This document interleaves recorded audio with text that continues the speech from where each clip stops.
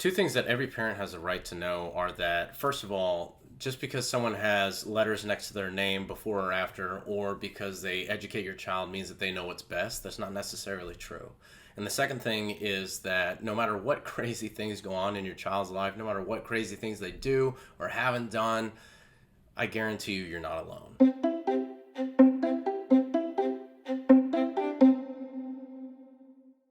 Welcome to Rumble Book Club. I'm your host, Michael Hernandez, and let's get started. Today we're going to take a look at an incredible book that I finished reading very recently, and I'm glad I did because now I get to share it with you. Today we're going to take a look at Late Talking Children by the one and only Dr. Thomas Sowell. If you don't know who Dr. Thomas Sowell is, scroll through all of my videos. Odds are you're going to find at least half a dozen videos on Dr. Thomas Sowell's works. They are magnificent, and he has an incredible mind. This book deviates a little bit from his typical talking points as far as generalities about society, generalities about particular vague topics. This gets a little bit more granular about a very specific wedge of society that directly affected Thomas Sowell. It was one of the things that inspired him to write about the topic, and that is the subject that the book is titled after, children that talk much later than the general population is predicted to talk, right around the ages of 1 to 3, being the window where they generally say at least one specific word or they start to string words together.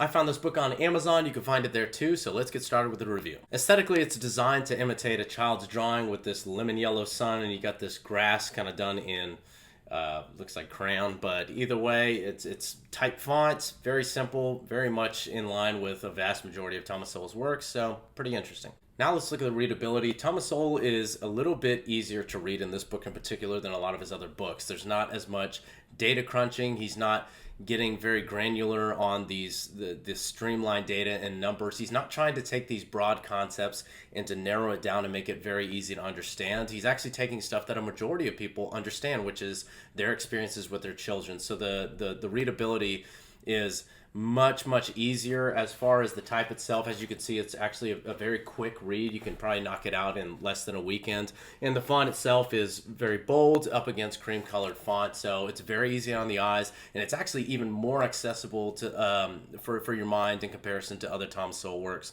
So as far as the readability goes, it gets a perfect score, 10 out of 10. Now let's talk about the content. In this book, Thomas Sowell begins with talking about his experiences with his own son. His son was someone who talked very late. It really wasn't until he was about the age of 5 that he started actually piecing things together and really showing a thorough interest in verbal communication. And he even had late potty training as well. And yet, despite these what you would call deficiencies in his standard childhood development, he had astronomical development in other areas. His ability to memorize, his ability to take puzzles and to maneuver things and to understand them, his ability to start to get the gist of early computer mechanisms, which is kind of the avenue that he ended up going as an adult in life. And there were just these remarkable windows of just raw intelligence that Thomas Sowell noticed in his young son growing up. And he says they seemed insignificant at the time while he was worried about his son's late talking, but when he strings them together in retrospect, he realized that there was a vast constellation of signs that he was a lot more intelligent than his lack of talking gave way.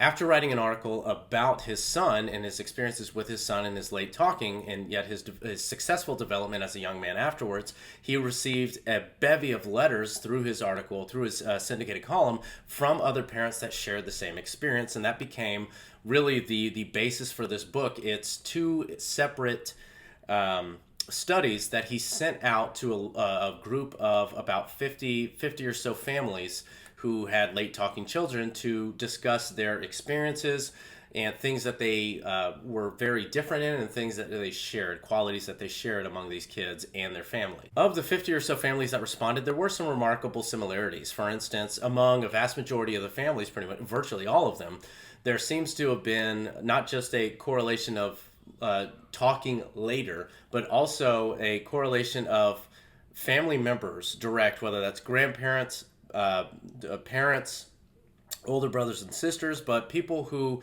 ended up working in STEM fields, for instance, computer engineering, mathematics, science, these fields that require just that different part of the brain that's a little bit separated from locatiousness in people, it seemed to be a lot more dominant in these families. Another similarity is, in addition to late talking, there seemed to be a rough correlation among the families of children also being a little bit later in other related avenues of development, such as the ability to successfully potty train all together, and also just basic social interactions that seem delayed. And the family's responses to these worries are varied, not just in when they considered it a concern, but also in how they responded. A lot of them were berated by the local schools that their children were a part of, or even by doctors or therapists, saying that they were not doing right by their child without getting them diagnosed for autism. There seemed to be this push for a lot of these parents that their child guaranteed had autism, which Thomas Sowell makes clear could have been the case, but not necessarily. The one thing Dr. Thomas Sowell is trying to drive home in the creation of this book is that for parents that are worried about their child's development, you're not alone. There is a wide community of parents, if you're only willing to look just a little bit, if only to take some of that stress and some of that psychological strain off of you, to help you just mentally and emotionally, but also just for you to understand that there are answers out there, maybe not necessarily for your child's specific condition, but there might be things that other parents have tried in this community of parents that have worked for them that could also help unlock your child's potential. The bottom line is, don't stress out too much. I know that's hard as a parent. I've been there myself. I have 4 kids myself, but understand you're not alone. No matter what your child is specifically doing, no matter what you're going through as a parent, you're not alone. There is a community out there. As far as the content goes, I'm going to give it a perfect score, 10 out of 10. This book is terrific. I highly suggest it to any parent, not just of a child approaching this age where talking becomes more prevalent, but also soon-to-be parents. If you're going to have a kid, this kind of helps take some of that strain off before you even start to stress out about it. Because sometimes these mile markers, they do work for a vast majority of kids, but your child could be a normal outlier to this. So, fantastic book. Go out and get yourself a copy. Thanks for watching, everybody, and go read something.